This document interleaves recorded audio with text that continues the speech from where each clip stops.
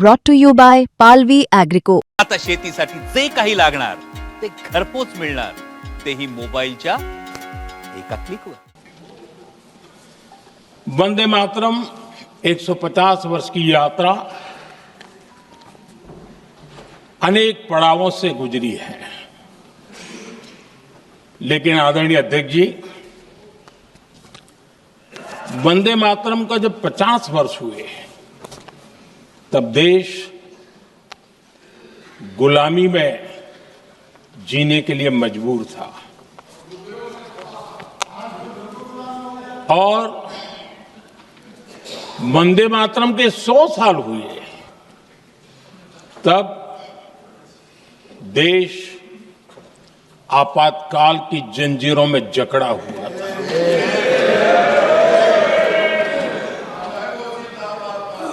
जब वंदे मातरम 100 साल के अत्यंत उत्तम पर्व था, तब भारत के संविधान का गला घोंट दिया गया था.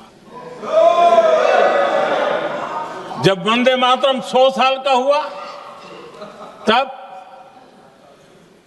देशभक्ति के लिए जीने मरने वाले लोगों को जेल के सलाखों के पीछे बंद कर दिया गया था. जिस वंदे मातरम के गीत ने देश को आजादी की ऊर्जा दी थी, उसके जब 100 साल हुए तो दुर्भाग्य से एक काला कालखंड हमारे इतिहास में उजागर हो गया.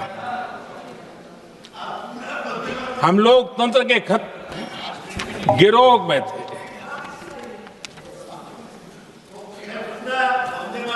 आदरणीय अध्यक्ष जी, 150 वर्ष उस महान अध्याय को, उस गौरव को पुनः स्थापित करने का अवसर है और मैं मानता हूं सदन ने भी और देश ने भी इस अवसर को जाने नहीं देना चाहिए.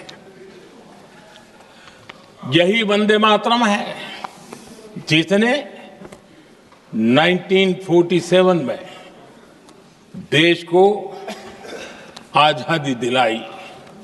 स्वतंत्रता संग्राम का भावात्मक नेतृत्व इस वंदे मातरम के जयघोष में था. आदरणीय अध्यक्ष जी, आपके समक्ष आज जब मैं वंदे मातरम 150 निमित्त चर्चा के लिए आरंभ करने खड़ा हुआ हूं, यहां कोई पक्ष प्रतिपक्ष नहीं है, क्योंकि हम सब यहां जो बैठे हैं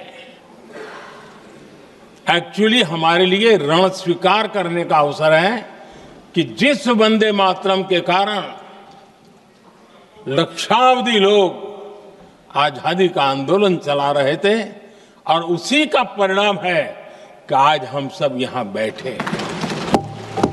और इसलिए हम सभी सांसदों के लिए, हम सभी जनप्रतिनिधियों के लिए वंदे मातरम के रण स्वीकार करने का ये पावन पर्व है. आदरणीय अध्यक्ष जी, वंदे मातरम की इस यात्रा की शुरुआत बंकिम चंद्र जी ने 1875 में की थी और गीत ऐसे समय लिखा गया था जब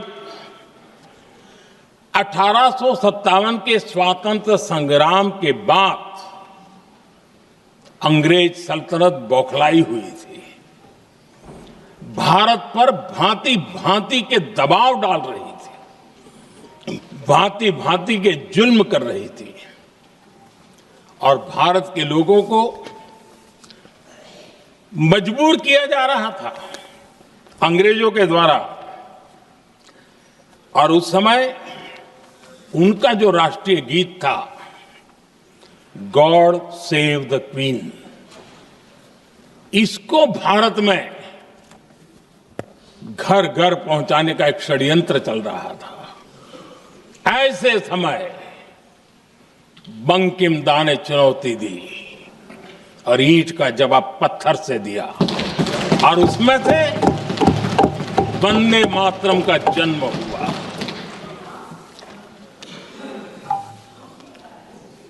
इसके कुछ वर्ष बाद 1882 में जब उन्होंने आनंद मठ लिखा तो इस गीत का उसमें समावेश किया गया। आदरणीय अध्यक्ष जी, वंदे मातरम ने उस विचार को पुनर्जीवित किया था जो हजारों वर्ष से भारत की रग रग में रचा बसा था। उसी भाव को, उसी संस्कारों को, उसी संस्कृति को, उसी परंपरा को उन्होंने बहुत ही उत्तम शब्दों में, उत्तम भाव के साथ वंदे मातरम के रूप में हम सबको बहुत बड़ी सौगात दी थी। वंदे मातरम ये सिर्फ केवल राजनीतिक आजादी की लड़ाई का मंत्र नहीं था। सिर्फ हम अंग्रेज जाए और हम खड़े हो जाए, अपने राह पर चले, इतने मात्र तक वंदे मातरम प्रेरित नहीं करता था, उससे कहीं आगे था। आजादी की लड़ाई इस मातृभूमि को मुक्त कराने का भी जंग था। अपनी मां भारती को उन बेड़ियों से मुक्ति दिलाने का एक पवित्र जंग था। और वंदे मातरम की पृष्ठभूमि हम देखें, उसके संस्कार सरिता देखें, तो हमारे यहां वेद काल से एक बात बार बार हमारे सामने आई है। जब वंदे मातरम कहते हैं तो वही वेद काल की बात हमें याद आती है।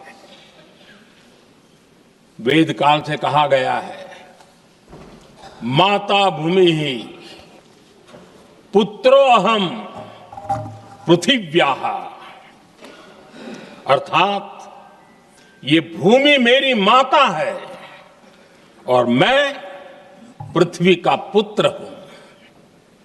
आदरणीय अध्यक्ष जी, यही वो विचार है जिसको प्रभु श्री राम ने भी लंका के वैभव को छोड़ते हुए कहा था,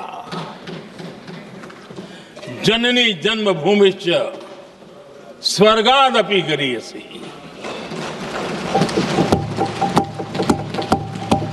वंदे मातरम यही महान सांस्कृतिक परंपरा का एक आधुनिक अवतार है।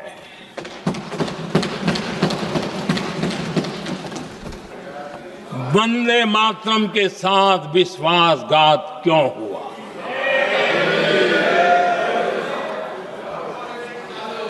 ये अन्याय क्यों हुआ? वो कौन सी ताकत थी जिसकी इच्छा खुद पूज्य बापू की भावनाओं पर भी भारी पड़ गई, जिसने वंदे मातरम जैसी पवित्र भावना को भी विवादों में घसीट दिया।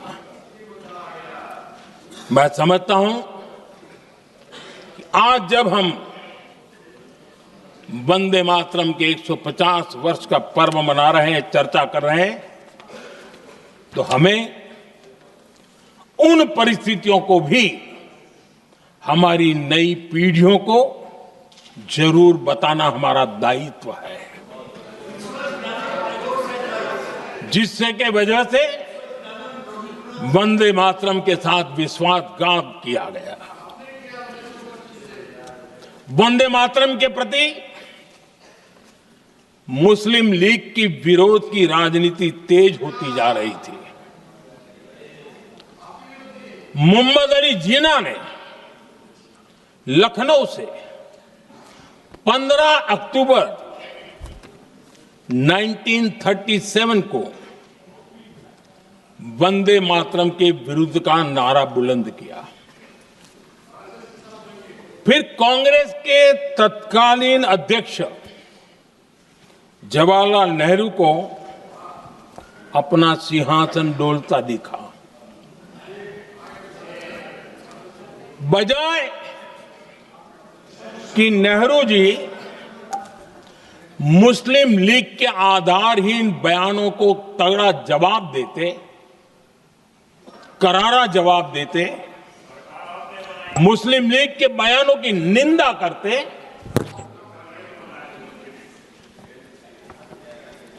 और वंदे मातरम के प्रति खुद की भी और कांग्रेस पार्टी की भी निष्ठा को प्रकट करते हैं। लेकिन उल्टा हुआ। वो ऐसा क्यों कर रहे वो तो पूछा ही नहीं, न जाना। लेकिन उन्होंने वंदे मातरम की ही पड़ताल शुरू कर दी। जिन्ना के विरोध के 5 दिन बाद ही 20 अक्टूबर को नेहरू जी ने नेताजी सुभाष बाबू को चिट्ठी लिखी। उस चिट्ठी में जिन्ना की भावना से नेहरू जी अपनी सहमति जताते हुए कि वंदे मातरम की, ये जो उन्होंने सुभाष बाबू को लिखा है, वंदे मातरम की आनंद मठ वाली पृष्ठभूमि मुसलमानों को इरिटेट कर सकती है। मैं नेहरू जी का कोट पढ़ता हूं। नेहरू जी कहते हैं, मैंने वंदे मातरम गीत का बैकग्राउंड पढ़ा है। नेहरू जी फिर लिखते हैं, मुझे लगता है कि ये जो बैकग्राउंड है इससे मुस्लिम भड़केंगे। साथियों, इसके बाद कांग्रेस की तरफ से बयान आया कि 26 अक्टूबर से कांग्रेस कार्य समिति की एक बैठक कोलकाता में होगी, जिसमें वंदे मातरम के उपयोग की समीक्षा की जाएगी। बंकिम बाबू का बंगाल, बंकिम बाबू का कोलकाता, और उसको चुना गया और वहां पर समीक्षा करना तय किया। पूरा देश हतप्रभ था, पूरा देश हैरान था। पूरे देश में देशभक्तों ने इस प्रस्ताव के विरोध में देश के कोने कोने में प्रभात फेरियां निकाली, वंदे मातरम गीत गाया। लेकिन देश का दुर्भाग्य कि 26 अक्टूबर को कांग्रेस ने वंदे मातरम पर समझौता कर लिया।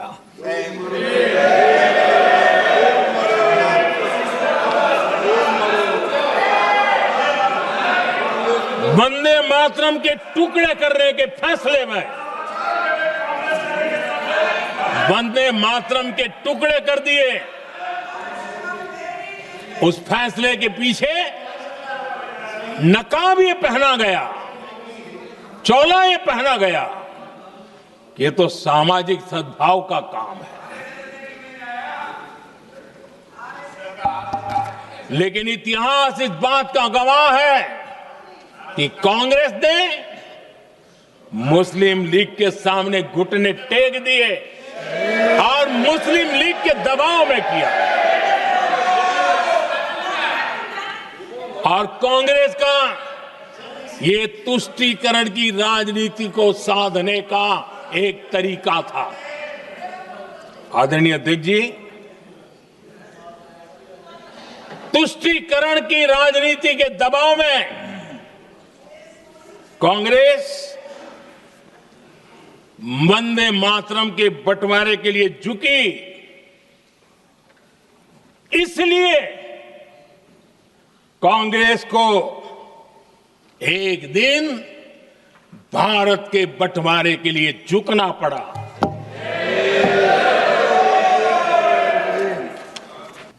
जैसे मैंने कहा, ये गीत देश की आत्मा का हिस्सा बन चुका है। 150 सालों से देशवासियों के दिलों में ये गीत बस चुका है। 75 सालों से हमारा देश आजाद है, तो फिर आज इस बहस की क्या आवश्यकता है?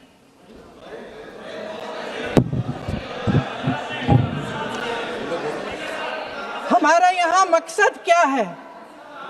जनता से हमें दिया गया दायित्व, जनता का विश्वास, उनके प्रति हमारी जिम्मेदारी, हम किस तरह से इसका इस्तेमाल कर रहे हैं, हमें ये सोचना चाहिए। क्योंकि अब इस मोड़ पर हम इस सदन में अपने राष्ट्रगीत पर भी बहस करेंगे। आपने बहस मांगी है, आपने बहस मांगी है। आप तो इलेक्टोरल रिफॉर्म्स की बहस नहीं मांग रहे थे कि जब तक हम इस पर बहस नहीं करेंगे तब तक उस पर बहस नहीं होगी। इसकी वजह क्या है? इसकी वजह क्या है? हम आज यहाँ ये बहस क्यों कर रहे हैं? हमारा राष्ट्रगीत है, इस पर क्या बहस हो सकती है? हम ये बहस यहाँ आज 2 वजहों से कर रहे हैं। पहला कि बंगाल का चुनाव आ रहा है, हमारे प्रधानमंत्री अपनी भूमिका निभाना चाहते हैं उसमें। और दूसरी वजह ये है, ये मकसद है, पुरानी मकसद इनकी अध्यक्ष महोदय, कि जिन्होंने स्वतंत्रता की लड़ाई लड़ी, जिन्होंने देश के लिए बड़ी बड़ी कुर्बानियां दी, उन पर सरकार नए आरोप लादने का मौका चाहती है। देश का ध्यान फिर से जनता के ज्वलंत मुद्दों से भटकाना चाहती है। यही एक मकसद है आपका। लेकिन चलिए, आपने बहस मांगी, आप बहस करना चाहते हैं, बहस करते हैं। आज इस चर्चा को प्रधानमंत्री जी ने शुरू किया, उन्होंने भाषण दिया और इसको कहने में कोई झिझक नहीं है कि भाषण अच्छा देते हैं, थोड़ा सा लंबा, लेकिन भाषण अच्छा देते हैं। सिर्फ एक कमजोरी है, अगर आप इजाजत दें तो मैं बोलूं, एक कमजोरी है। हाँ, उसी पे बोल रहे हैं। वंदे मातरम पे बोलो आप। अब सर मैंने तारीफ कर ली, आज थोड़ा और विषय वंदे मातरम का है, तो हम वंदे मातरम पर ही रखें, ठीक रहेगा? सर, ये वंदे मातरम पे ही है। सर, आपने प्रधानमंत्री जी को सुना था, अब तो शुरू नहीं हुए। सर, भाषण बहुत अच्छा देते हैं, लेकिन तथ्यों के मामले में कमजोर पड़ जाते हैं, बहुत कमजोर। इसमें भी एक कला होती है कि तथ्यों को किस तरह से जनता के सामने रखा जाए। मैं तो नहीं हूं, जनता की प्रतिनिधि हूं, कलाकार तो नहीं हूं। इसीलिए मैं भी सदन के सामने कुछ तथ्य रखना चाहती हूं, लेकिन सिर्फ तथ्य के रूप में रखना चाहती हूं। उदाहरण दे देती हूं। सर मांग रहे हैं सर वंदे मातरम के बारे में, वंदे मातरम की जो सालगिरह पे आपने एक बड़ा कार्यक्रम आयोजित किया था, उसमें प्रधानमंत्री जी ने भाषण दिया। उसमें उन्होंने कहा कि 1896 में पहली बार गुरुदेव रविंद्रनाथ टैगोर ने ये गीत एक अधिवेशन में गाया। उन्होंने ये नहीं बताया कि कौन सा अधिवेशन था। महासभा, हिंदू महासभा का अधिवेशन था, आरएसएस का अधिवेशन था। किस बात से कतरा रहे थे कि ये कांग्रेस का अधिवेशन था। और उदाहरण दूं कि मैं अपना भाषण जारी रखूं। दे रही हूं, अरे दे रही हूं। दे रही हूँ। जो वंदे मातरम की जो क्रोनोलॉजी है वो भी आप समझिए, जो असली क्रोनोलॉजी है। 1875 में महाकवि बंकिम चंद्र चट्टोपाध्याय ने इस गीत के पहले दो अंतरे लिखे, जो आज हमारे राष्ट्रगीत घोषित हुए हैं, मतलब जो घोषित हुए थे और जिसको हम आज अपना राष्ट्रगीत कहलाते हैं। ये पहले दो अंतरे लिखे 1882 में। 7 साल बाद उनका एक उपन्यास प्रकाशित हुआ, आनंद मठ। उस उपन्यास में यही कविता उन्होंने प्रकाशित की, लेकिन इसमें 4 अंतरे जोड़ दिए। 1896 में कांग्रेस के अधिवेशन में गुरुदेव रविंद्रनाथ टैगोर ने पहली बार ये गीत गाया। 1905 में बंगाल के विभाजन के खिलाफ आंदोलन के समय वंदे मातरम जनता की एकता की गुहार बनकर गली गली से उठा। गुरुदेव रविंद्रनाथ टैगोर जैसे महान स्वतंत्रता सेनानी इस गीत को खुद गाते हुए बंगाल की सड़कों पर उतरे।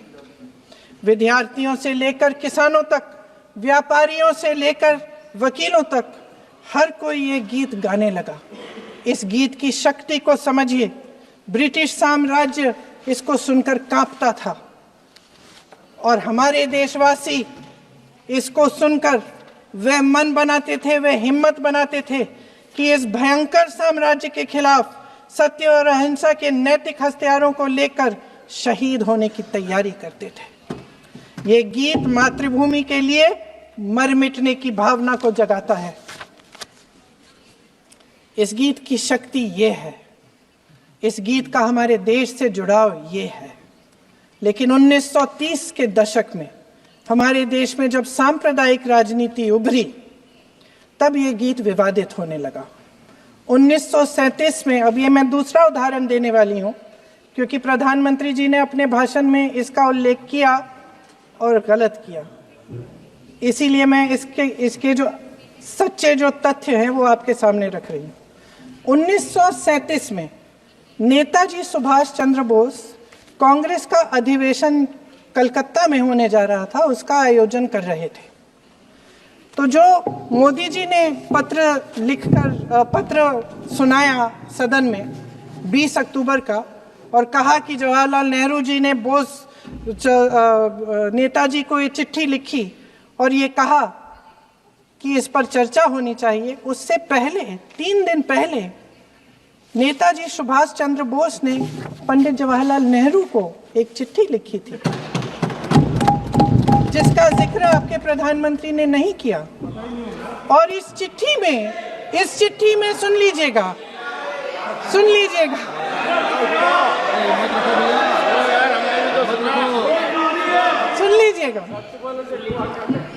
आप नेताजी के लफ्ज नहीं सुनना चाहते? बंगाल का चुनाव आ रहा है।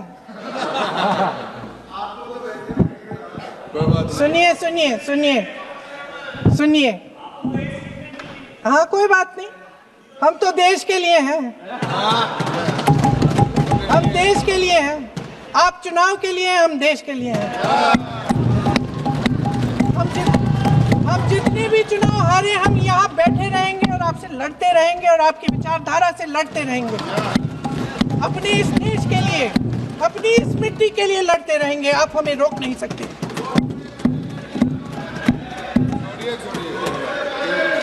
सुन लीजिए सुभाष चंद्र बोस जी ने क्या कहा। सुन लीजिए।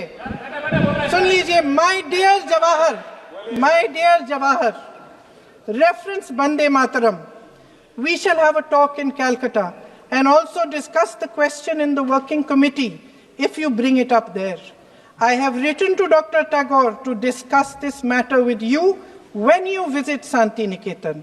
Please do not forget to have a talk with him when you visit Santi Niketan. ये 17 अक्टूबर को लिखी जाती है। 10 अक्टूबर को नेहरू जी इसका जवाब देते हैं और आपके और 20 अक्टूबर को, हाँ ठीक है, 20 अक्टूबर को नेहरू जी इसका जवाब देते हैं इस जवाब की एक पंक्ति प्रधानमंत्री जी ने सुनाई, बाकी पंक्तियां क्यों नहीं सुनाई? क्योंकि उनमें नेहरू जी क्या कह रहे हैं? There is no doubt that the present outcry against Vande Mataram is to a large extent a manufactured one by the communalists.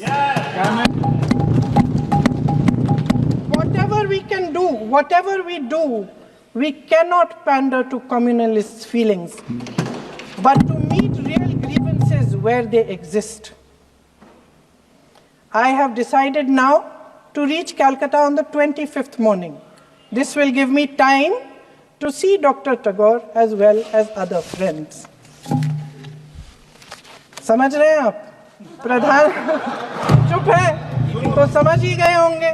फिर क्या होता है?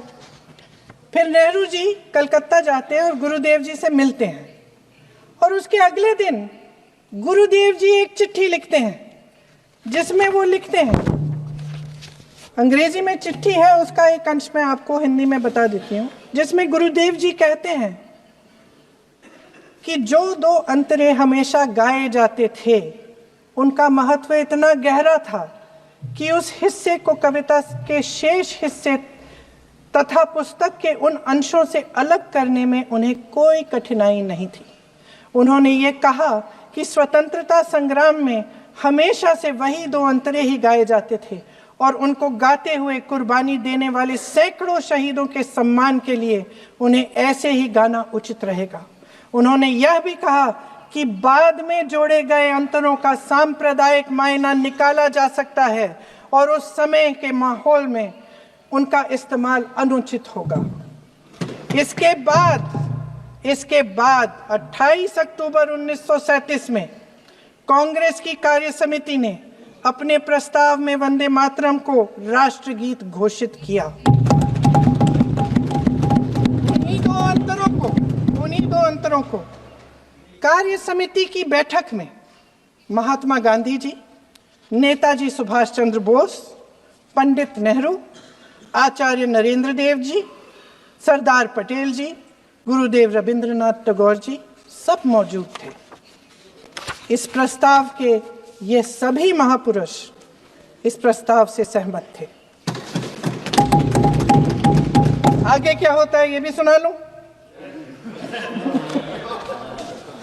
भारत की आजादी के बाद जब इसी गीत के इन्हीं दो अंतरों को 1950 में डॉक्टर राजेंद्र प्रसाद जी ने संविधान समिति में भारत का राष्ट्रगीत घोषित किया, तब लगभग यही महापुरुष मौजूद थे। इनके साथ साथ B.R. अम्बेडकर जी भी सभा में थे और इनके साथ साथ मेरे सत्ता पक्ष के साथियों के नेता श्री श्यामा प्रसाद मुखर्जी भी मौजूद थे।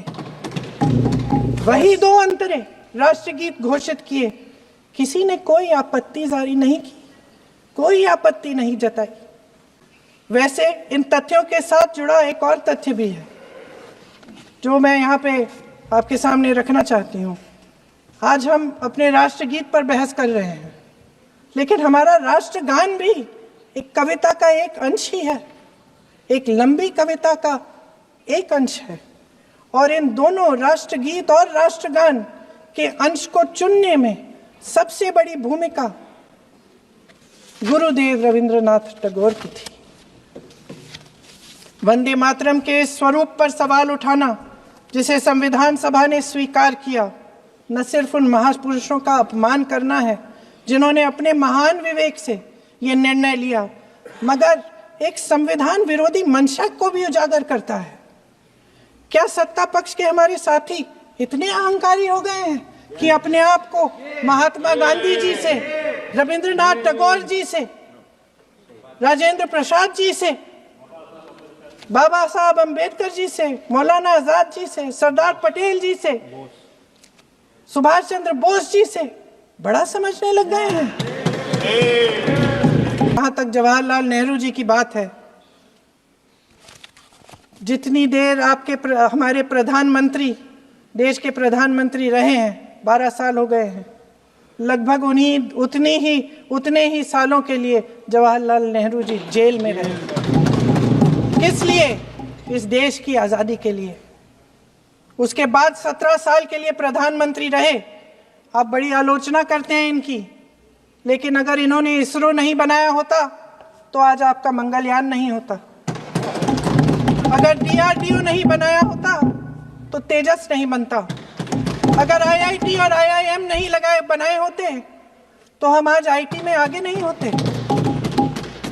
अगर एम्स नहीं बनाया होता तो हम कोरोना की जब बड़ी चुनौती का सामना कैसे करते? हाँ, वही बना कुछ भी। इसका मतलब है इस मुद्दे का जवाब नहीं है आपके पास है? अगर इन्होंने BHEL, गेल, सेल, भाखड़ा नंगल ये सब नहीं बनाया होता जो आप सब बेच रहे हैं, तो ये विकसित भारत कैसे बनता? और मत कहिए बाकी।